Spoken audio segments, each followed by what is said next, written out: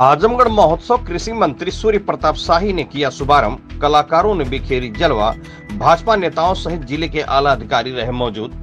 कृषि मंत्री सूर्य प्रताप शाही जी द्वारा दिनांक 18 से 22 सितंबर 2024 तक राजकीय पॉलिटेक्निक कॉलेज आजमगढ़ में आयोजित होने वाले आजमगढ़ महोत्सव 2024 का आज भव्य शुभारंभ किया गया।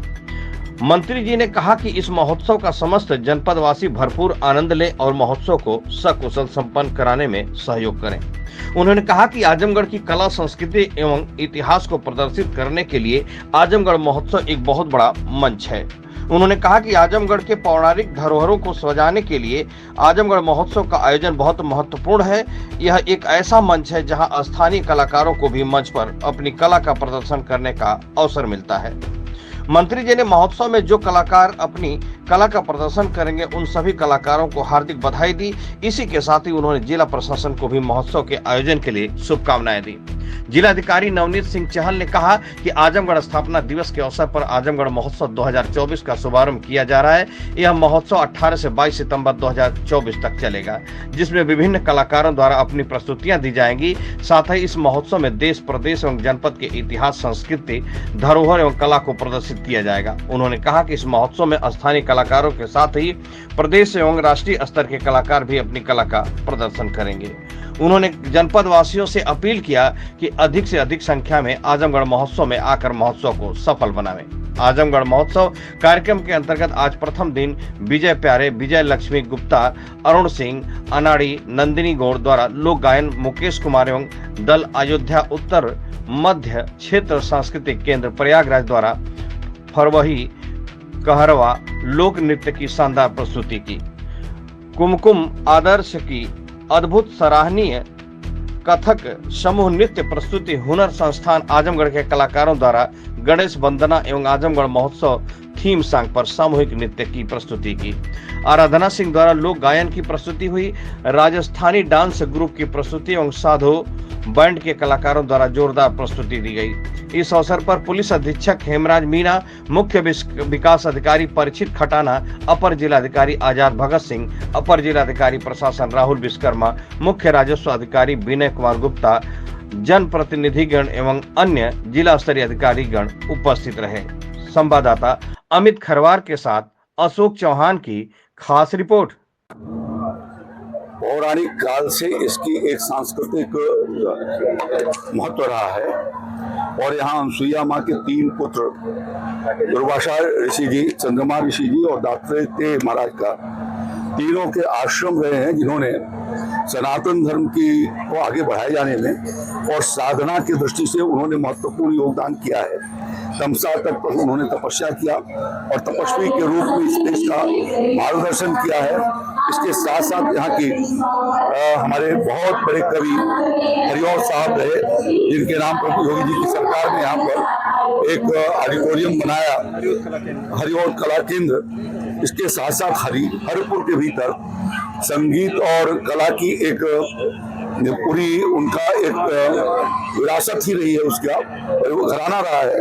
उस घराना के उस कला को और आगे बढ़ाया जाए, इस दृष्टि से योगी आदित्यनाथ जी की सरकार ने आदरणीय प्रधानमंत्री जी के हाथों उसका एक महाविद्यालय का शुभारंभ करा और यहाँ पर कैफी आजमी साहब, शबाना आजमी और ऐसे तमाम ऐसे राहुल संस्कृतानी साहब ऐसे साहित्य और कला के क्षेत्र में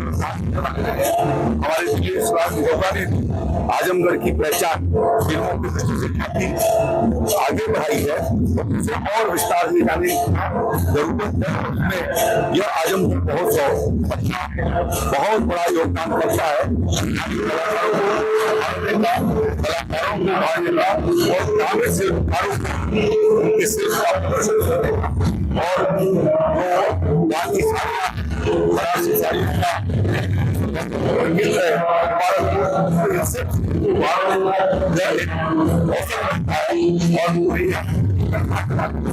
ये अपने पूरे देश ऐसे अवसर पर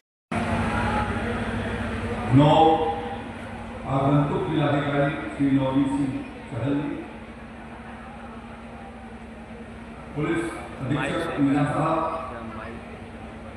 भारतीय जनता पार्टी के जिलाध्यक्ष आजमगढ़ और फिरोजपुर काउंसिल ब्लॉक प्रमुख श्री अनुराग सिंह जी,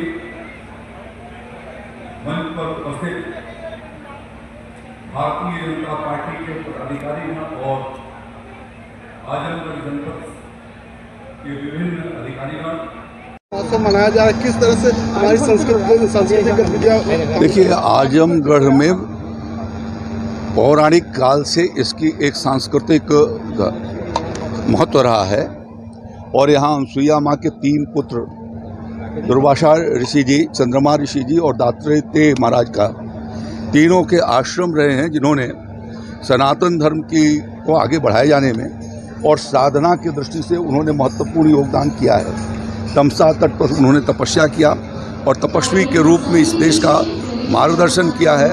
इसके साथ साथ यहाँ की हमारे बहुत बड़े कवि हरिऔध साहब रहे, जिनके नाम पर योगी जी की सरकार ने यहाँ पर एक ऑडिटोरियम बनाया, हरिऔध कला केंद्र। इसके साथ साथ हरिपुर के भीतर संगीत और कला की एक पूरी उनका एक विरासत ही रही है, उसका घराना रहा है।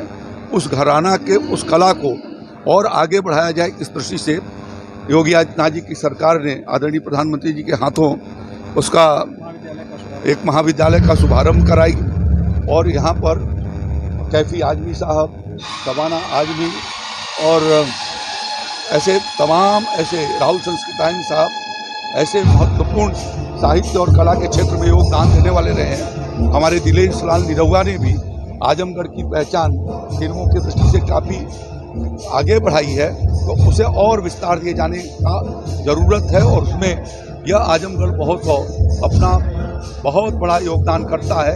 स्थानीय कलाकारों को उभारने का, कलाकारों को उभारने का और ग्रामीण शिल्पकारों को भी उनके शिल्प का प्रदर्शन करने का, और जो यहाँ की साड़ियाँ हैं, बनारसी साड़ियों का एक तरीके से महत्वपूर्ण केंद्र है मुबारकपुर, तो इन सब चीज़ों को उभारने का यह एक अवसर मिलता है और पूरी आजमगढ़ की जनता के माध्यम से ये अन्य अपने पूरे प्रदेश के भीतर और देश के कोने कोने में जा पाता है।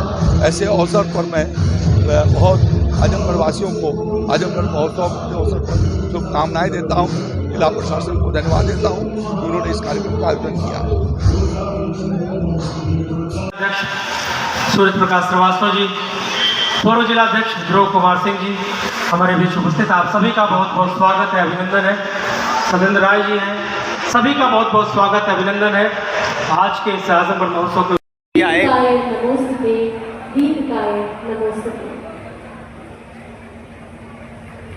दीप प्रज्वलन में माननीय मंत्री के साथ आदरणीय हमारे जिलाध्यक्ष श्री कृष्णपाल जी, सूरज प्रकाश श्रीवास्तव।